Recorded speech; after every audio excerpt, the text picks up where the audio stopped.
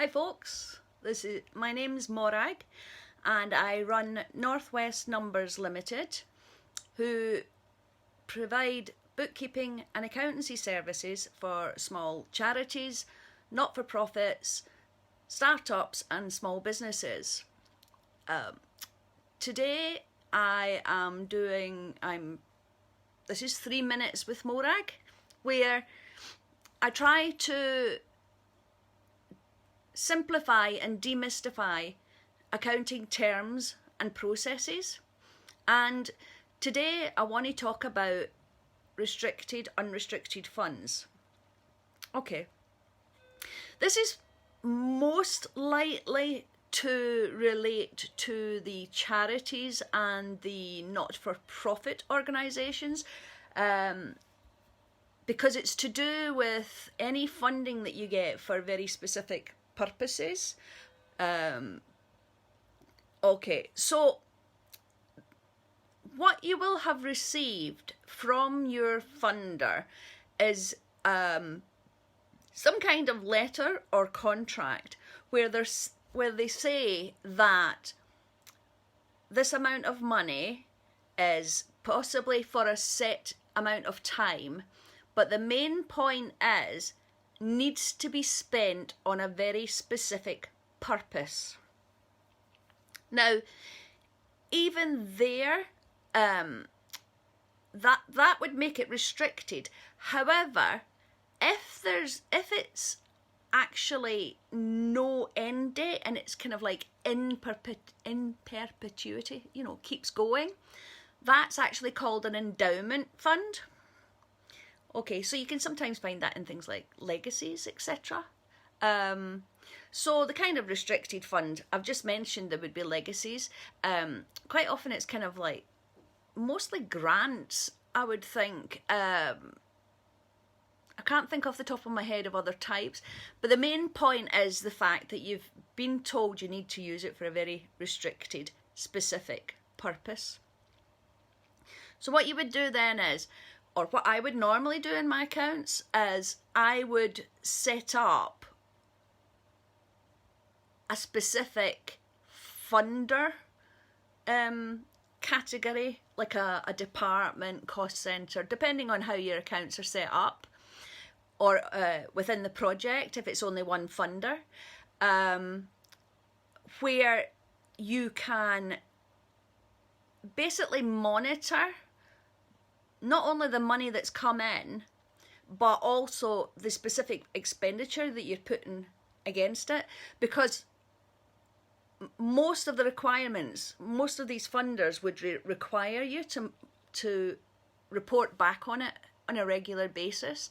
I mean, it could be quarterly, yearly, potentially just at the end of the project. It's up to them to kind of like specify that. The endowment funds that I mentioned are usually more for something like a building or something like that. They're usually quite big types of funding stroke expenditure. So if we go back to restricted, so what you've done is, what you can do then is, you can basically print off a report of that very specific funder to be able to send it to them on whatever regular basis they want, and it should then show them exactly, this is the money you've given us and this is how we've spent it.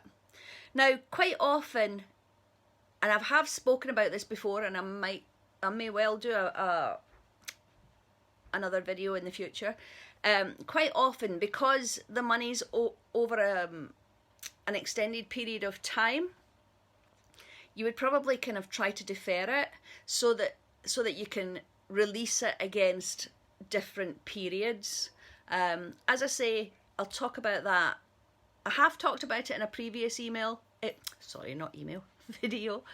I may well talk about it in the future.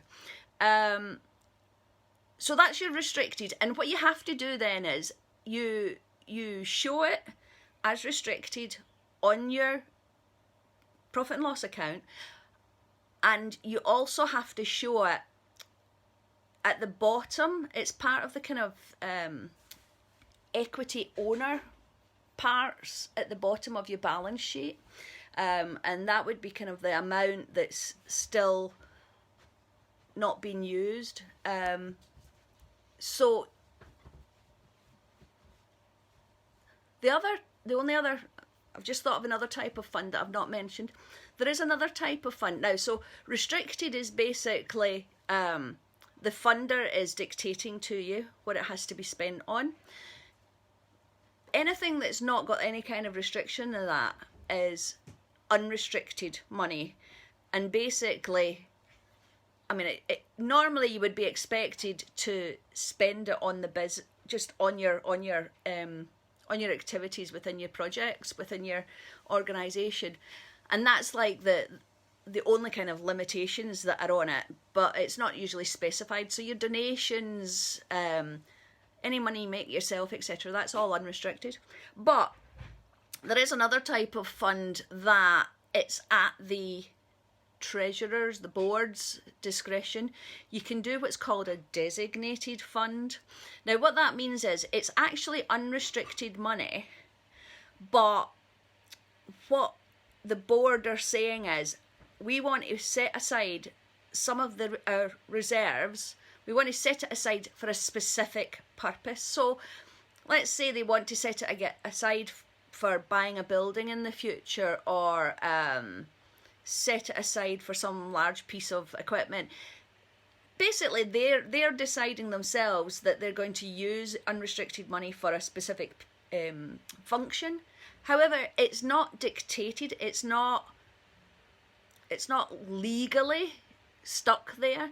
So at any point in the future, if they decide, no, we don't want to do that, we want, bring it back into the pot, that's perfectly legal to do, because it's them that's made the decision in the first place. There's been no third parties giving you it for a very specific reason.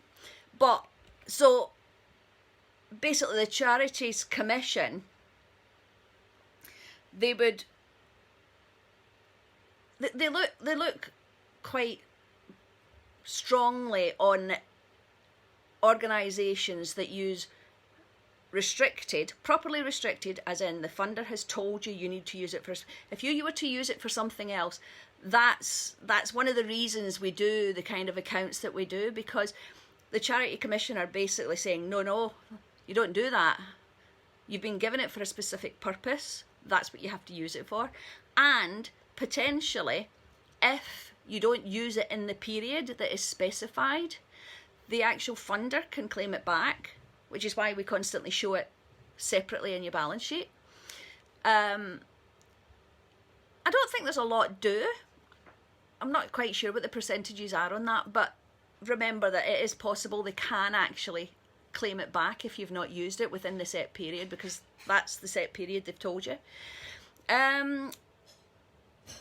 I think that are the main funds. I'm hoping, although I've not gone into debits and credits to that level, but hopefully I've kind of explained a bit more about what you can do to kind of try and help monitor and keep a track of that particular kind of funding.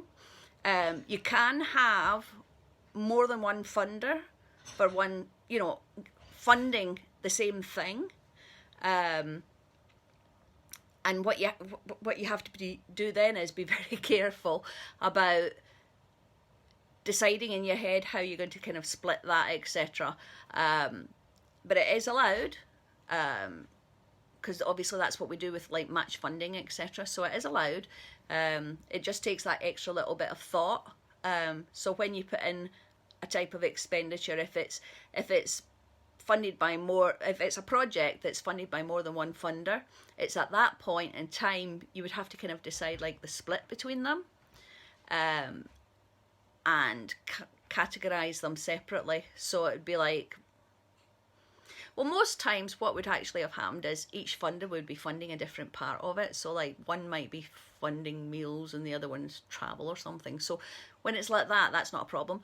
But if they're both funding something like travel, then you need to decide on the kind of split that you're going to do between them. And at that point in time, that's when you would, right when you're putting it in, you would split it between the two funders.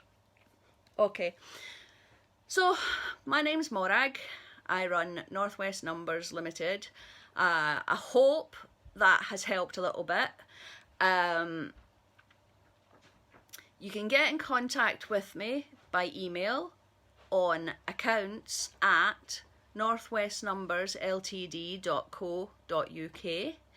I run free consultations. I provide free consultations. You can book a 30-minute free consultation with me, either by email, and I can set that up, or through my Facebook page. And also, regularly I send out these lives. I do these on a Tuesday, Wednesday and Thursday at 1 o'clock.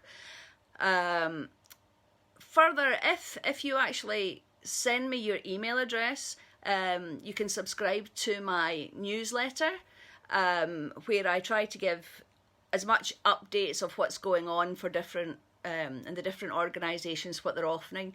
So I would pass on information about CVSEs, the Government Companies House, just anything that I think could be useful to other organisations, and even between organisations. So if you want to be part of my newsletter, please do send me your email, and I will set you up. Okay, I will talk to you next week. Tuesday's my first day, and talk to you later. Take care.